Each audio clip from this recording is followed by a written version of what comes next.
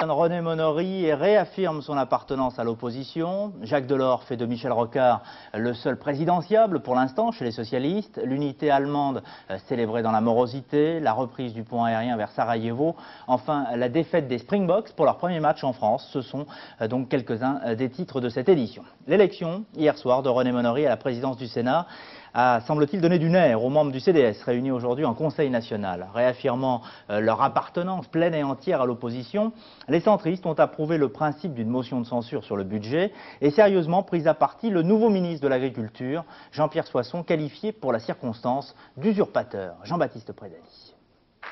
René Monory parmi les siens ce matin.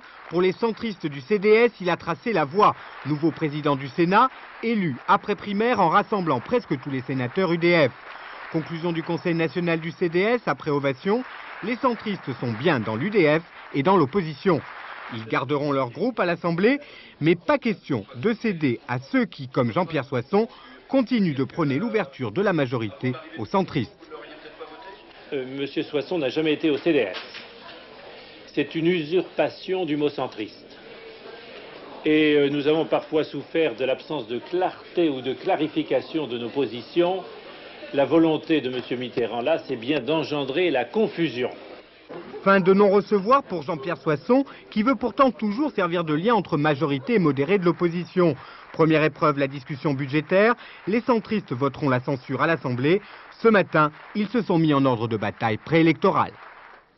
Il n'y a qu'un seul présidentiable du côté socialiste pour l'instant, c'est Michel Rocard. Jacques Delors l'a affirmé aujourd'hui à Lorient à l'occasion du lancement de son nouveau club baptisé Témoin. Un club qui doit contribuer, dit-il, à combler le vide des idées en France. Rassemblement pour l'instant très œcuménique. À Lorient, Daniel Sportiello.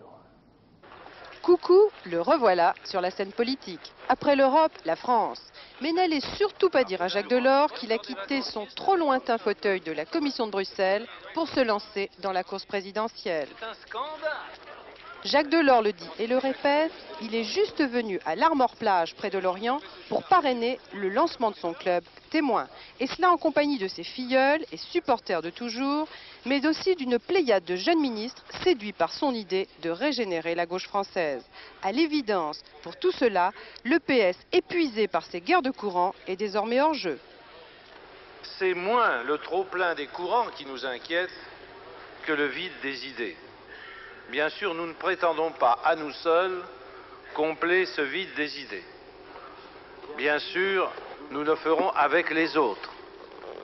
Mais le diagnostic tel qu'il a été porté avant et après le référendum montre qu'il faut, selon une phrase banale, réconcilier les Français avec la politique. En créant son propre club, Jacques Delors prend deux risques. Le risque de sembler vouloir passer par-dessus le PS pour tenter de redynamiser la gauche. Autre risque, celui de sembler vouloir créer sa propre écurie présidentielle, ce qui le fâcherait à la fois avec Laurent Fabius et Michel Rocard.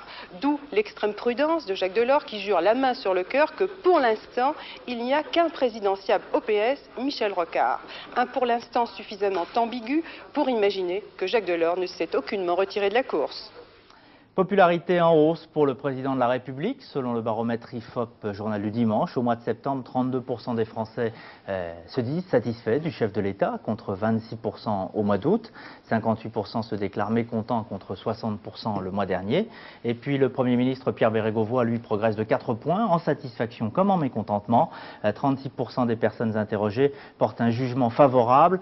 42%, vous le voyez, se déclarent mécontents du Premier ministre. 32% de satisfaction donc pour François Mitterrand, 36 pour Pierre Bérégovoy, qui recule pourtant de 4 points. Sondage IFOP, Journal du Dimanche, à paraître demain. La reprise des vols humanitaires est effective depuis ce matin sur Sarajevo. Un avion américain a déjà atterri sur la capitale bosniaque. Les avions français devraient suivre à partir de demain. Morada Itabouche. Après un mois d'attente, le ciel de Sarajevo s'est éclairci ce matin. Un court instant, le temps d'un atterrissage. Le premier avion cargo américain est arrivé avec à son bord l'espoir sous forme de nourriture et de médicaments. Il y avait un deuxième appareil, atterrissage là, impossible, le temps était passé à l'orage. Mais le pont aérien a bien repris. Il était suspendu depuis un mois que la population bosniaque attendait ce moment. 450 000 personnes sous perfusion internationale. Si les vols humanitaires ont repris, la situation sur le terrain n'a pas vraiment évolué. Les bombardements se poursuivent et les Serbes continuent leur nettoyage ethnique. Ils ont décrété les 2 tiers de Sarajevo, zone serbe. Ces Bosniaques ont été contraints de quitter leur maison par les militaires serbes. Dans ce quartier, ils seront nombreux à subir le même sort. Et tous les moyens seront bons. En dépit des pressions internationales, Belgrade poursuit donc sa politique de partition de la Bosnie-Herzégovine. Le président américain a demandé au Conseil de sécurité des Nations Unies de nouvelles sanctions, notamment l'instauration d'une zone d'exclusion aérienne au-dessus de la Bosnie-Herzégovine. La morosité au rendez-vous de l'unité allemande. Le 2e anniversaire de la réunification est célébré depuis ce matin sur fond de xénophobie, de violence raciale, mais aussi de tensions sociales. Le chancelier Helmut Kohl est critiqué, voire bousculé de toutes parts. Caroline Sitz. Ce jour aurait dû être une fête, Helmut Kohl sa vedette. Mais le bain de foule du chancelier est vite perturbé. Un homme surgit tout à coup et le frappe au ventre. Le chancelier vacille et avec lui cet anniversaire aigre et triste. Seule réponse d'Helmut Kohl à son agresseur, cet homme respire la haine nazie. Une accusation peut-être trop simple à Schwerin, ville dévastée par le chômage où banderoles et manifestants réclament le départ du chancelier. Car l'anniversaire de l'unification allemande, c'est d'abord plus de 3 millions de chômeurs et un déficit budgétaire de 175 milliards de francs. Helmut Kohl, visage tendu, est l'homme de la désillusion. En 90, il promettait la prospérité à tous les Allemands. Ce matin, il est désavoué publiquement par le président allemand Richard von Weizsäcker. Les promesses du chancelier ne pourront être tenues dans les 5 ans à venir. Richard von Weizsäcker sera le seul aujourd'hui à dénoncer les violences racistes. Ce jour anniversaire devait d'ailleurs être un symbole, celui des antiracistes réunis dans plusieurs villes du pays, mais ces manifestations ont mobilisé peu de monde. L'extrême droite avait également appelé un grand rassemblement à Dresde. Échec, seuls 300 jeunes ont répondu. Fête impossible, sous contrôle policier, à l'est comme à l'ouest, le rêve de l'unité s'est brisé sur la réalité économique. L'Irak à nouveau au banc des nations. L'ONU a décidé cette nuit la saisie de tous les avoirs pétroliers détenus par Bagdad à l'étranger. Cette nouvelle sanction met fin aux espoirs de l'Irak de voir alléger le poids de l'embargo, je vous le rappelle, en vigueur depuis 2 ans. Maïmouna Interman. C'est un vote sans précédent aux Nations Unies. L'argent irakien provenant du pétrole, bloqué à l'étranger, sera placé sur un compte séquestre. Ce compte sera géré par l'ONU. Ce sont les États-Unis qui ont été à l'origine de cette décision.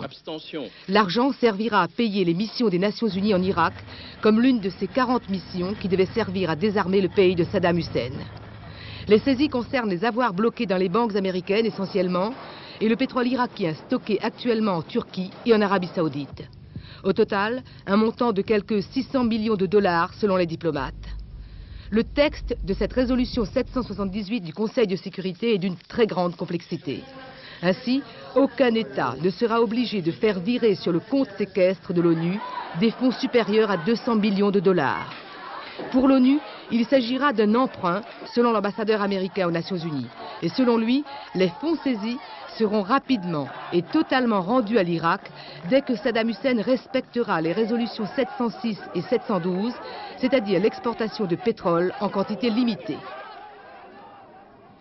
Aux États-Unis, après l'annonce de la candidature de Ross Perot, la campagne électorale pourrait également être perturbée par le retour au premier plan de l'affaire de l'Iran Gate. De nouvelles preuves en provenance d'Israël semblent confirmer que le président Bush ait été un chaud partisan des ventes d'armes illégales. Commentaire de Philippe Pister. Selon la chaîne américaine ABC, ces 2 documents secrets israéliens démontrent que George Bush, alors vice-président, avait été informé du marché de l'Iran Gate en 86. Plus précisément, lors d'une rencontre le 29 juillet 86 avec un conseiller pour la lutte antiterrorisme du Premier ministre israélien de l'époque. Pourtant depuis, George Bush a toujours nié avoir été mis au courant de ces ventes d'armes illégales à l'Iran au profit de la contre-antisandiniste. Malheureusement pour le candidat d'aujourd'hui, ces révélations ne font que s'ajouter à d'autres preuves mises à jour ces dernières semaines. Ainsi, le témoignage de cet ancien membre du Conseil de sécurité, Richard Secord, ou les révélations de l'hebdomadaire US News World Report démontrent qu'il était non seulement informé, mais plus encore un chaud partisan de l'opération. Du coup, après avoir mis en cause son adversaire Clinton pour ses omissions quant à son passé militaire, voilà que les thèmes du mensonge et de la confiance se retournent contre le président. Société en France, la caméra cachée ne fait rire personne en Picardie. Dans une entreprise d'Amiens, la direction avait caché un objectif dans un placard des vestiaires. Les ouvriers sont furieux, ils ont porté plainte. Sur place, Claire Combe. C'est une histoire d'armoire, une nouvelle armoire qui se déplace dans un vestiaire. Une histoire de trou aussi, un tout petit trou, 2 mm à peine dans la porte de l'armoire en question. Derrière ce trou, une caméra qui filmait le personnel et enregistrait ses moindres allées et venues. Dans cette nouvelle armoire, on vous avait dit qu'il y avait quoi? Il y avait des appareils pour contrôler le taux microbien et le taux d'oxygène par rapport au nombre de personnes dans le vestiaire. Interpellée par les représentants syndicaux, la direction de l'entreprise a reconnu avoir fait installer dans le vestiaire une caméra vidéo. Caméra qui devait, selon elle, permettre de mettre un terme à une série de vols. Les employés n'y croient pas du tout. Pour eux, il s'agit d'espionnage. Qu'est-ce que vous pensez de tout ça, vous? Honteux. Pourquoi? C'est se foutre de la gueule du monde, c'est tout. Tant que les pays de l'Est ils sont libérés, puis nous on va être avec dictature. En plus, on a fait des efforts pour que l'usine marche bien. Les gens, ils ont fait des sacrifices pendant 2 ans. Alors, pendant un moment, il était content, et puis il nous fait des coups comme ça. On ne peut plus avoir confiance, hein. On demande sa tête. Hein. Soutenu par la CGT, FO et la CFDT, l'ensemble du personnel vient de porter plainte pour atteinte à la vie privée. On attend le résultat du tribunal pour voir ce qu'on va faire après. C'est par la suite. Et si le tribunal nous donne raison pour nous, nous allons demander des dommages et intérêts pour tout le personnel. Une enquête a été ouverte par la gendarmerie de Choisy-au-Bac qui a aussi saisi l'ensemble du matériel, caméra, magnétoscope et cassettes. Quant à la direction, elle a refusé aujourd'hui de s'exprimer devant notre caméra. Environnement, après les violentes inondations du Vaucluse, 63 communes ont obtenu d'être déclarées sinistrées. L'arrêté ministériel sera signé d'ici une dizaine de jours. À Marseille, hier soir, un important glissement de terrain a entravé le cours d'une rivière. Une usine a été endommagée par l'éboulement, ce qui a nécessité l'intervention de quelques 80 marins-pompiers. Sur place, Valérie Chénine. Il était 21 h hier soir quand la colline s'est effondrée. Nous sommes à la Penne-sur-Yvonne, près de Marseille, au bord de la rivière. Sur une rive, l'usine Nestlé et ses cuves écrasées. Sur l'autre, une habitation et un chantier. C'est le chantier qui a provoqué le glissement de terrain. Aucune victime n'est à déplorer. À l'heure actuelle, on craint encore l'inondation de l'usine, mais le pire a pu être évité. Il y a eu un réservoir d'acide chlorhydrique qui a été écrasé et également un réservoir de gaz carbonique. Et les dangers ont été écartés comment? Tout de suite, le gaz carbonique, on l'a laissé s'écouler à l'air doucement, et l'acide chlorhydrique, il était relativement dilué, on l'a complètement dilué, il n'a aucun risque. 20 à 30 000 mètres cubes de terre se sont effondrés dans l'Yvonne. Une centaine de pompiers et de secouristes, avec les renforts de Toulon, pompent sans cesse et terrassent avec 4 bulldozers pour créer un deuxième lit à la rivière. 2 familles ont dû être évacuées, elles habitaient dans cette maison. Gênés par le chantier, les riverains avaient manifesté leur inquiétude à plusieurs reprises depuis 1 mois et demi. Mais de la terre végétale qui pèse des tonnes sur de la poussière, comment voulez-vous que ça tienne? C'est ça que j'arrive pas à comprendre des ingénieurs. Une société privée était en train de préparer le terrain à côté de la maison pour la construction d'une entreprise à caractère industriel, peut-être une unité de stockage de produits pharmaceutiques. Les pompiers espèrent finir dans l'après-midi leur lutte contre la montée de l'Yvonne, à moins que la pluie ne gêne leur travail. Dans la Meuse, 2 collectionneurs gravement brûlés par l'explosion d'un obus datant de la Première Guerre mondiale. Les 2 hommes avaient scié l'engin qui contenait un terrible gaz moutarde. Bénédicte Dupont. Loin de cette ferme que l'obus a été découvert, c'est ici que les 2 hommes ont décidé de l'ouvrir. Inconscience, imprudence, qu'est-ce qui a poussé l'agriculteur meusien et l'ancien colonel de réserve américain à manipuler l'objet? La seule explication que je vois, c'est que il accueillait chez lui un colonel américain depuis plusieurs jours, qui était d'ailleurs un homme charmant, qui essayait de retrouver les traces de son père à la guerre 14-18. Son père qui a d'ailleurs été blessé juste derrière la ferme, là. Et ce monsieur semblait intéressé par les armes. Et je pense que M. Huard a voulu lui faire plaisir en lui retrouvant un obus. J'imagine que c'est l'explication. Lorsque les deux hommes l'ont retrouvé, l'obus aurait déjà été en partie démantelé. Le croyait-il inoffensif? Pourtant, à l'ouverture, un liquide jaunâtre se déverse. Intrigués, ils se rendent à Verdun demander l'avis d'un collectionneur.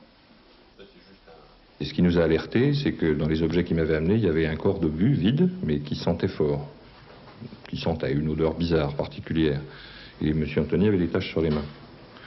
Donc on s'est inquiété et on s'est empressé de neutraliser l'objet en l'emballant dans un plastique et en le jetant à la Meuse en fait. Et apparemment c'est ce qui a arrêté la chaîne de contamination. Trop tard, le mal est fait, il se répercutera. En tout, une trentaine de personnes ayant touché les deux contaminés ou leurs vêtements seront placées sous surveillance. Les deux hommes, eux, ont été hospitalisés à Verdun puis seront évacués sur le service des brûlés de l'hôpital de Percy à Clamart. La cueillette des champignons bat son plein depuis quelques jours en France et elle est pourtant sévèrement réglementée en Franche-Comté. Ce ne sont pas les champignons vénéneux qui sont en cause, mais une espèce hallucinogène, le psilocybe, considéré comme une véritable drogue. Sur place, reportage de Marianne Buisson. Ce matin, quelque part dans le Haut-Doubs, à l'abri des regards, Pierre part à la cueillette de son champignon préféré, le psilocybe semilancéata, le psylo pour les connaisseurs. Facilement reconnaissable à sa couleur grisâtre et à son chapeau chinois, on vient parfois de très loin pour goûter cette spécialité locale, car ce champignon-là est fortement hallucinogène. Déjà c'est gratuit, ça pousse de nature, c'est naturel, 100% naturel. Et puis bon, il y a quand même des effets assez sympathiques. Euphorisement hallucinant, ça c'est sûr, hein. Hallucination visuelle, auditive. Et puis une hilarité collective. Les consommateurs sont jeunes, le plus souvent toxicomanes. Ils choisissent ce champignon parce qu'il est gratuit, bien sûr, mais surtout parce qu'il est naturel. Mais attention, naturel ne signifie pas inoffensif. Le psilocybe est bel et bien une drogue. Il possède d'ailleurs les mêmes composants chimiques et les mêmes effets que le LSD. C'est dangereux. À mon avis, c'est dangereux. Et quelqu'un qui est agressif, c'est très déconseillé, quoi. Parce qu'on peut devenir violent, ne pas reconnaître les gens, ça c'est déjà... Les gendarmes eux aussi prennent l'affaire très au sérieux. La cueillette et la consommation du psilocybe sont interdites, conformément à la législation sur les stupéfiants. Évidemment, pas question de mettre un gendarme derrière chaque ramasseur de champignons. Mais attention, au contrôle surprise, les amendes peuvent aller de 800 à 8000 francs. On s'aperçoit, lorsqu'on parle aux toxicomanes, qu'il y a effectivement aussi un trafic de champignons. Et ces champignons, je peux vous dire qu'ils sont vendus de 2 à 5 francs pièce, ce qui est considérable. La plupart du temps, ça se vend par 25 et l'usager qui les achète paye environ 100 francs. Difficile d'évaluer l'ampleur de ce trafic. En tout cas, à Paris, le psilocybe semble très apprécié. Il se vend jusqu'à 10 francs pièce. Ça fait un petit peu cher pour une omelette. Les sports maintenant, le rugby, les Springboks ont connu la défaite cet après-midi à Bordeaux pour leur premier match sur le sol français. Mal inspirés, dominés en vivacité, les hommes de Nas Botha ont été battus par l'équipe de France. Espoir, 24-17. Sur place, Jean Abeyou, Marc Météron. Symbolique, le coup d'envoi jumelé de Dany Craven et Albert Ferras lance la tournée de l'après-boycott. Et le coprésident de la SARPU ajoute une note d'humour comme un appel. Ce sera la fête pendant un mois lors de cette tournée. Nas Botha, capitaine des Springboks, se charge lui d'inaugurer le score. Artiste de jeu au pied, le blond demi d'ouverture passe 3 points à la 20e minute. La réaction des espoirs tricolores vient 5 minutes plus tard. À l'origine, une prise en touche de Léon Lopi. La double action du Toulonnais et de Jérôme Casalbou amènera le premier essai des Coqs. Relance du mouvement avec le 3e ligne de couleur. Casalbou flaire le bon coup. Le numéro d'équilibriste du capitaine bleu offre à David Berti, son partenaire toulousain, le ballon d'essai. 5-3 puis 8-6 en faveur des tricolores à la pause. À l'heure de jeu, alors que l'équipe de France d'espoir démontre une certaine lenteur dans la transmission du ballon, Nas Botha propulse l'essai en tête sur un drop expédié des 40 mètres.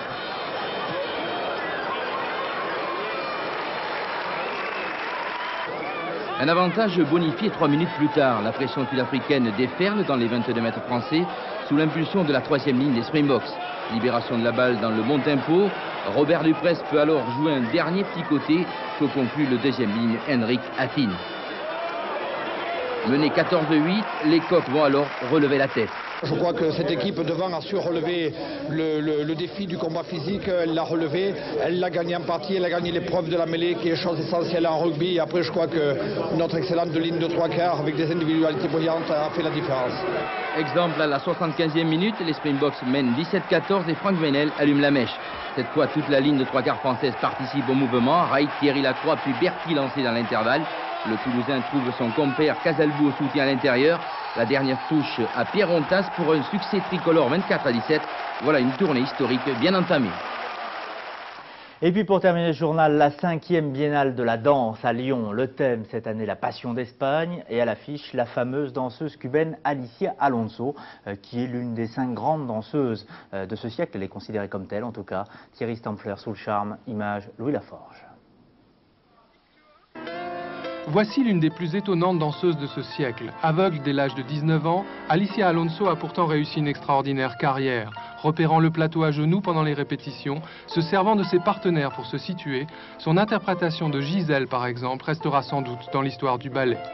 En 1959, Fidel Castro fera d'ailleurs d'Alicia et de la troupe qu'elle avait créée à La Havane 10 ans plus tôt l'un des symboles de la révolution cubaine. Alicia Alonso est aujourd'hui une dame de 76 ans, aveugle et qu'il faut soutenir lorsqu'elle marche. Par quel sortilège parvient-elle encore à incarner Carmen sur scène? Nul ne le sait, tant sa métamorphose semble tenir du miracle.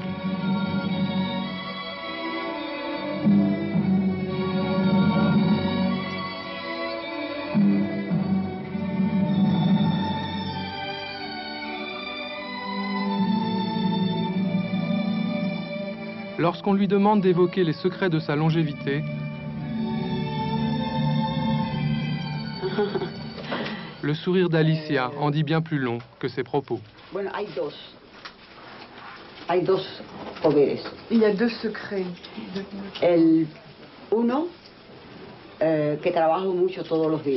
Je travaille beaucoup tous les jours. Et le deuxième secret, c'est d'avoir un public si joli, si agréable, qui me regarde avec des yeux si beaux. Et c'est une autre Carmen de légende, Cristina Hoyos, qui exprima dans un geste d'allégeance sans doute spontané l'émotion qui étreignait en cette fin de soirée les amoureux de la danse. Sans aucune transition, les rapports du tierce écarté quintet disputé aujourd'hui à Longchamp. Si vous avez joué le 2, le 9, le 6, vous avez gagné un peu plus de 11 000 francs dans l'ordre. Le quartet plus, en rajoutant le 17, rapporte 165 384 francs dans l'ordre toujours. Aucun parieur n'a trouvé dans l'ordre l'arrivée du quintet plus. La somme de 10 millions de francs donc sera remise en jeu sur le quintet plus de samedi prochain à Auteuil. Dans un ordre différent, vous le voyez, 55 389 francs dans l'ordre. Tous les cracks seront demain au rendez-vous à Longchamp, le prix de l'Arc de Triomphe, la plus grande course du monde, événement qui sera d'ailleurs retransmis en direct demain après-midi à partir de 16h10 dans Sport 3 dimanche, sur la 3 donc. Et Daniel Leclerc vous recommande de jouer le 15, c'est son joker, le 9, le 11, le 16, le 13, le 3, le 18 et le 17. Dans un instant, météo complète de Florence Klein, à 20h45, série policière intitulée Vieux gamin, qui ne manque ni d'humour ni de suspense. À 22h15, le dossier du soir sera consacré au sport et notamment à l'univers impitoyable de la Formule 1. Je vous souhaite un excellent début de soirée. Merci.